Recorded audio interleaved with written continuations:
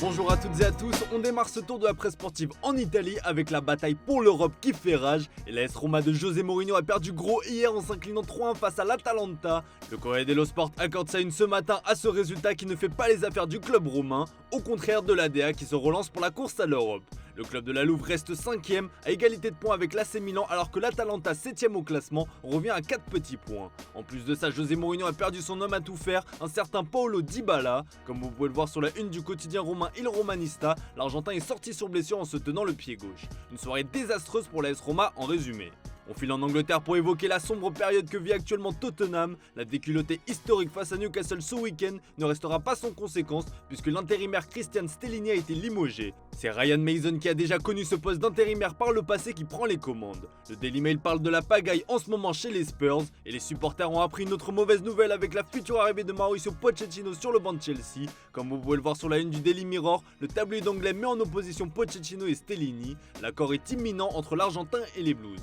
Une nouvelle perçue comme une trahison chez les supporters des Spurs. Le Daily Express placarde aussi les deux hommes dans son édition du jour et parle de travail bâclé. Cette crise traversée par Tottenham pourrait conduire au départ de son meilleur joueur et on ne le présente plus. Il s'agit évidemment de Harry Kane qui sort en fin de contrat l'été prochain. Selon The Telegraph, le buteur anglais temporise et étudie les différentes options qui s'offrent à lui. Le tabloïd anglais rapporte que Manchester United a pris contact avec les dirigeants des Spurs. Son prix est fixé à 113 millions d'euros pour les clubs anglais, 90 millions pour les clubs étrangers. Affaire à suivre. On prend la direction de l'Espagne et on va parler d'un homme qui fait peu de bruit au Real Madrid mais qui répond toujours présent. Vous l'aurez reconnu, il s'agit de Marco Asensio du Real Madrid. Le journal AS qui le qualifie comme l'une des meilleures gâchettes de Liga fait l'éloge de l'Espagnol. Cantonné à un rôle de super sub cette saison, l'ailier de 27 ans fait parler la poudre à chacune de ses entrées en jeu. Il est même le joueur avec la meilleure moyenne de buts et de passes décisives du championnat espagnol. Son coach Carlo Ancelotti pourrait d'ailleurs le récompenser ce soir en le titularisant face à Girona. En tout cas, Marco Asensio met toutes les chances de son côté pour choper le meilleur contrat en fin de saison. Pour rappel, le joueur sera libre le 30 juin prochain. Ce dernier n'aura assurément aucun mal à trouver preneur.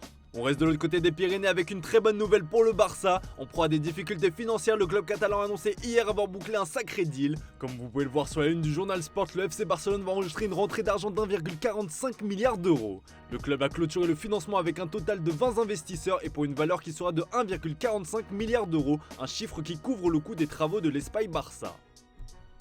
Un montant qui sera donc servi pour garantir le démarrage des travaux de rénovation du Spotify Camp Nou. Une information également reprise en une du Mundo Deportivo. Et de l'argent dans les caisses du Barça, c'est évidemment une excellente nouvelle. D'autant qu'en parallèle, le club catalan s'active toujours autant sur le mercato. Et vous pouvez le voir dans l'encart du quotidien catalan, on espère toujours le retour de Léo Messi. La Pulga a profité de ses jours de repos pour retourner en Catalogne, un voyage qui fait beaucoup espérer la presse catalane, d'autant que ce dernier a dîné avec ses anciens coéquipiers Busquets et Jordi Alba. De quoi évidemment alimenter encore un peu plus les rumeurs d'un retour. L'autre dossier prioritaire du board catalan concerne Gavi qui, on le rappelle, a vu son contrat être annulé par la justice espagnole. Libre comme l'air, l'Espagnol n'a cependant pas l'intention de quitter son club formateur. C'est l'information que rapporte le Média Sport sur son site. Gavi s'est entretenu avec son coach Xavi et était formel, il n'a aucune intention de quitter le Barça. Le joueur a expliqué qu'il est très satisfait de son rôle dans l'équipe et que son seul souci est que sa situation soit réglée. Voilà qui a le mérite d'être clair. On file en Allemagne, direction le Bayern Munich qui décidément accumule les casseroles ces dernières semaines et vous l'aurez certainement reconnu sur la une de Bild, c'est Lucas Hernandez qui est au cœur d'une grosse polémique conjugale. Sur ses réseaux sociaux, Amelia Llorente, la femme du joueur, a notamment accusé d'adultère le champion du monde 2018. Maintenant vous pouvez arrêter de jouer tous les deux Lucas Hernandez, je te laisse Cristina Buccino, mais n'oublie pas que tu as 2 enfants que tu ne viens pas voir, a-t-elle écrit sur Instagram. Une affaire extra sportive qui concerne un joueur du Bayern Munich qui décidément est dans une sacrée sauce en ce moment. D'ailleurs petit point sur Sadio Mané qui se retrouve de plus en plus exilé dans le vestiaire munichois après son altercation avec le roi Sané. À écouter la presse allemande, il ne fait aucun doute que le Sénégalais est sur le départ. D'après Sky Germany, Mané pourrait d'ailleurs servir de monnaie d'échange pour une opération XXL. Le Bayern Munich rêve de Victor Osimhen mais Naples ne le cédera pas pour moins de 150 millions d'euros. Et pour faire baisser ce montant jugé trop élevé, Sadio Mané pourrait donc être inclus dans l'opération. Le média allemand précise toutefois que le salaire du joueur pourrait poser problème. Affaire à suivre. Allez, on termine ce tour de la presse sportive dans l'Hexagone avec le PSG qui va être confronté à un sacré casse-tête, celui du retour de ses joueurs prêtés. Le quotidien L'équipe fait le point ce mardi matin dans son édition du jour. À vos marques, prêts, rentrez, écrit le quotidien français sur le ton de l'humour.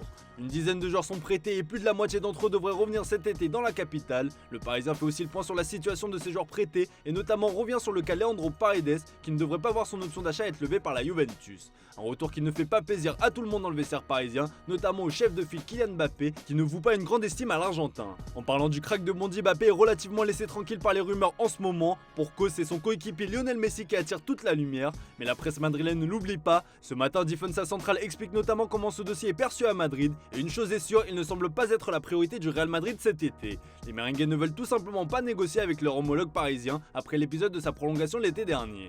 Florentino Pérez et ses hommes estiment qu'il n'y a que 10% de chance qu'ils signent lors de ce mercato estival. En revanche, ce pourcentage monte à 50% pour l'été 2024, ce qui coïncide avec la date de fin de contrat de Mbappé avec le PSG s'il décide d'activer la clause dans son contrat. Selon Directo Goal, Mbappé s'est excusé auprès de Florentino et a exprimé son désir de rejoindre le Real Madrid, ce qui confirme la nouvelle stratégie adoptée par le Real dans ce dossier. Si Mbappé veut venir, c'est à lui de faire le premier pas. Voilà les amis, c'est tout pour ce matin, merci pour votre fidélité, bonne journée à vous, on se retrouve tout à l'heure pour le traditionnel JT Foot Mercato.